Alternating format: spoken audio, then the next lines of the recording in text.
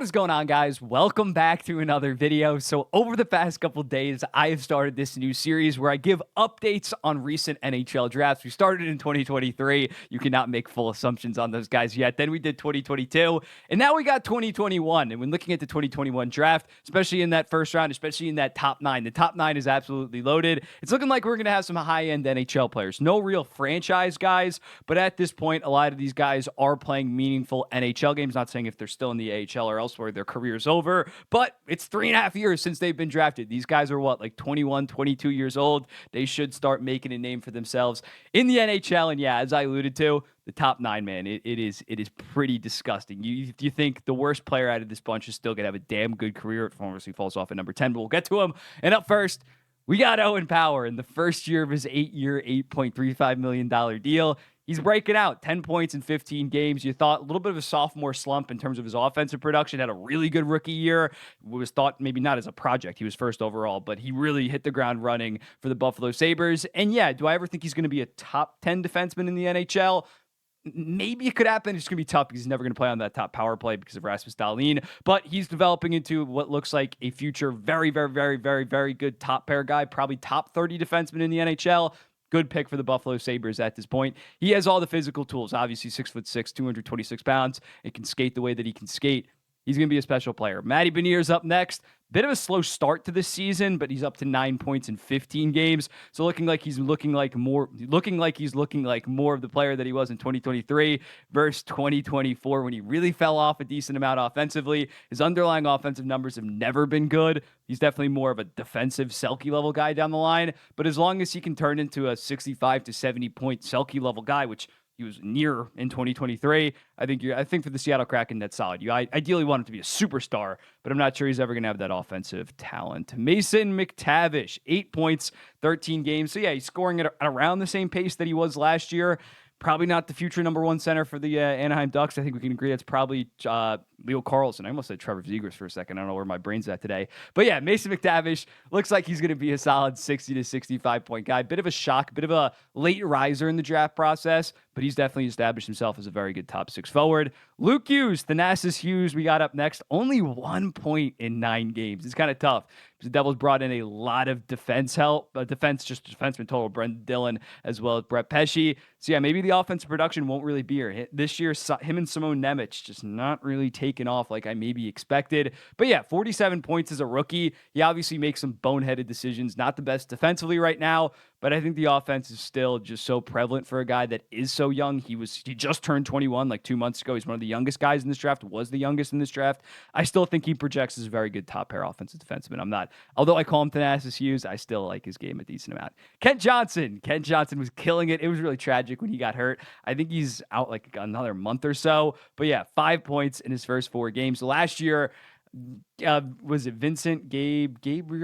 Pascal Vincent? Am I thinking? Whoever their head coach was last year was a goddamn train wreck. He didn't play. Kent Johnson, clearly, he eventually got sent down to the AHL and just didn't really produce that much. Looks like this year under Dean Evison, he was really starting to find his game because this guy did have 40 points as a rookie.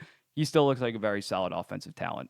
Simon Edvinsson, his underlying numbers are amazing right now for the Detroit Red Wings. Not the most impressive point production, but yeah, was very good at the AHL level. Defensively, he is holding his own fully. Like Mort Seider is kind of Simon Edvinsson merchant right now. I think he's progressing to be a very, very good top pair guy, maybe even the number 1 in Detroit. William Eklund, the guy that I had as my number 3 prospect in this draft cycle, 9 points in 15 games.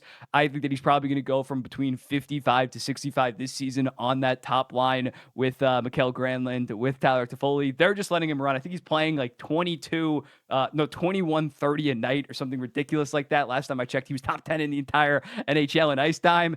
Yeah, just such a special winger. Next up, Brandt Clarke, another guy that is completely breaking out, taking full advantage of Drew Doughty being out, 13 points in 16 games.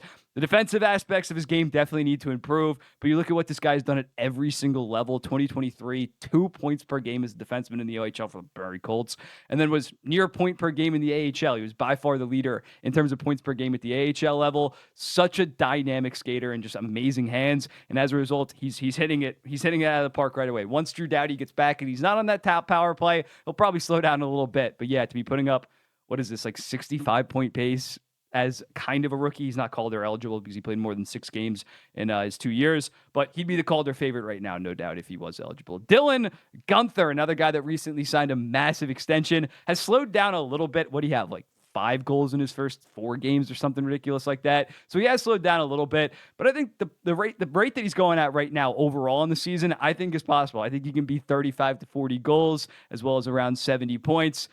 Best sniper in this entire draft. I said it on draft night. I'll say it yet again. This guy is definitely destined to hit 40 goals at least once in his career and was on pace for like 34 last season.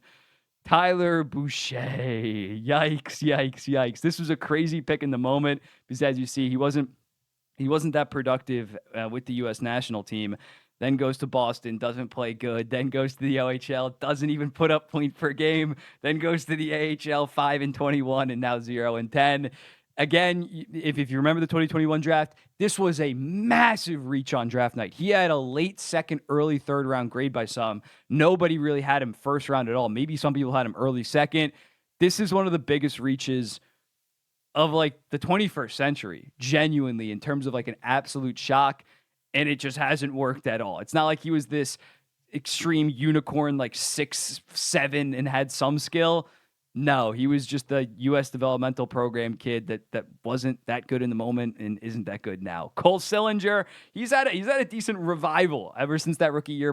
Played immediately in the NHL, put up 31 points in 79 games. You think this guy might be a franchise player for the Columbus Blue Jackets. Shat the bed in his sophomore season, got back to the rookie season. That's the thing. Like even last year, if he debuted this season, we'd still be talking about him as this like blue chip prospect. If he debuted at 20 years old and put up 32 points, it's just considering that sophomore slump, we were like, oh, he's just getting back on track. And now he has 8 points in 14 games. Very encouraging if you're Columbus, because a lot of people just gave up on him after that second season. Insert Tate McRae joke here. Good for Cole Sillinger to get back on track after the last year or so. It's probably been very rough for him. Matt Coronado killed it last year in the AHL, was great at the college level, finally getting some burn in the NHL when looking at it. 5 goals in 10 games right now. Hopefully he stays at the NHL. I don't hate the idea of putting this guy in the AHL and just letting him go over a point per game and dominate, but I think he's ready for the NHL at this point, and I think he's definitely proved himself. He is just a very good offensive player. Isaac Rosen is killing it right now in the AHL, I believe. 13 points in 11 games. Yeah, we talked about it with some of the guys, I think, in the last one as well, and in 2023. Buffalo just has no spots right now for guys at the NHL level. So Isaac Rosen, who has dominated the AHL, is definitely dominating right now, played very good last year. There's just not really a spot because they have so many of these solid young middle sixers at this point that they can't really make an exception for Isaac Rosen right now. Sebastian Cossa, wow. He's got a 936 in the AHL. Damn, I kind of gave up on him after he got torched in the AHL. 2023, I trashed him a decent amount. I'm moved. I might have to make a video to get ahead of this, being like, oh my God, Sebastian Cossa is playing so good. Damn. The fact they have him and Trey Augustine, they got the best goalie prospect duo in by a mile. Brendan Othmann, Ranger fans thought that he was going to be ready this season to play. That is clearly not the case. He's playing good at the AHL level, played good last year. Yeah, he had a monster draft year +1 with 97 points. Ranger fans, rightfully so, got extremely hyped up. Just not an NHL player quite yet. I think he can probably factor into the bottom 6 maybe next season. But when you got guys like Will Cooley and Capo Caco getting back on track, or Cooley taking a step, Capo Caco getting back on track, I'm not sure when Brendan Othmann's time is going to be in terms of a contending New York Rangers team. It kind of stinks for him. And most teams, he'd probably be playing in the NHL at this point, just on such a loaded forward core. Zachary Bolduc. Bolduc had 25 points in 50 AHL games last year, playing with the Blues. Good for him. Maybe he could turn into something. I was never really that high on him as a prospect, but if he turns into a middle sixer at 17th overall, that's pretty good work. Chaz Lucius, playing for the Manitoba Moose, 13 points in 17 games last year, dominated the WHL in 2023, but it was only 6 games. I don't know too much about him, I'm not going to lie. Maybe he turns in. They got like 3 other forwards that are ahead of him in terms of Brad Lambert, Braden Yeager, and Kobe Barlow, so it's going to be tough to crack the roster if you're him. Fedor Shevchkov, 5 points in 5 AHL games, 39 and 57. Nashville has a pretty good prospect pool, man. They're an underrated. I think I put them like 15 or 16. They might be, well, when I update it with some of the guys that have debuted, they might be sniffing top 10, dude. When doing this list, I've seen a lot of Nashville guys that I like. Wallstedt, ooh, 7 games, 869. That is not good. I still believe in him. But wow, Kosa might be looking like the right pick. Oh no. Fabian Lysell, this guy might just never crack the NHL roster. Not even producing that much for the Providence Bruins. Dominant last year for them. They need if Lysell doesn't pan out, that is bad for the Bruins. He was thought of that one guy with some of their guys getting up there in age that could be that offensive creator and playmaker. If that's not happening, dude. Oof. Xavier Bourgault. He already got traded away, right? Yeah, he's in Ottawa now. 4 points in 10 games. Looked very impressive. Another guy that had a great draft year, +1. Won the QMJHL, 75 points in 43 games. Even had a solid first AHL season at around half a point per game, and then just completely stalled out last year and lost all momentum in terms of his development. Wyatt Johnston having a slow start, but if you put up 32 and 33 at 65, at first 65 at 20 years old, I still think you're an absolute stud. And some of the other guys on Dallas are not really producing, like Rupe Hintz, Jason Robertson, and Miro Heiskanen. So I'm not massively concerned. Mackie Samoskevich, American boy, 4 points in 14 games for the Florida Panthers. Great last year at the AHL level. He's going to be relied on to turn into a solid middle sixer, considering some of their guys aren't old, but they definitely need some cheaper options because they've been losing some guys to the salary cap just naturally because guys like Brandon Montour have to go get paid. Carson Kuhlman doesn't look like he's turning into anything, and it's not the end of the world for Columbus. They have 2 much better defenseman prospects. Carson Lambos, also not really turning it into much, at least offensively. Maybe he's a defensive demon. Zachary Leroux, 2 points in 10 NHL games. I believe that this is the guy that after a QMJHL game, like poked a fan with his stick. Not good. He's a penalty minute demon, as you can see, 197. Maybe he turns into something. He's at the NHL level already. That's pretty encouraging, but yeah, guy's a little crazy. Oscar Olsson. That's okay. Okay. Maybe they'll call him up at some point. Chase Stillman. This was the pick that was Kyle Palmieri. Not really turning into much for the New Jersey Devils. Don't think they're too butthurt about it. Zachary Dean. This is the guy that was traded in the Ivan Barbashev deal, I want to say. And yeah, he has not really progressed that much. Once he got to the AHL level, it wasn't pretty. It's not pretty right now. Probably a nothing burger. That deal is looking pretty rough because Barbashev has just been a massive piece. Logan Mailloux famously said that he didn't want to get drafted after an incident. You can look that up on your own. AHL demon, man. Defensively, he was the worst defensive defenseman in the entire NHL to start the season. The guy definitely has offensive talents. He's going to if Martin St. Louis is the long-term option for the Montreal Canadiens, his defensive game is never going to develop. He needs proper coaching and just a lot because his defense is so bad right now. And then Nolan Allen at the NHL level, 32nd overall. I believe that this was part of the Seth Jones trade. They got Jones and Nolan Allen, so it's encouraging, although Sillinger was also part of that of David Jiricek. But yeah, he's played at the NHL level. Good for him. Yeah, 21 years old, maybe just a solid future bottom pair guy. Don't think they expect too much, but encouraging that he's already playing nonetheless. Then we also got guys like Owen Zellweger in the second round. Not quite killing it at the NHL level, but nobody on Anaheim is right now offensively. Riker Evans has taken massive steps, 8 points in 15 games thus far. Josh Doan, of course, a little bit disappointing start at the NHL level, but at 37th overall, he's definitely looking like a steal.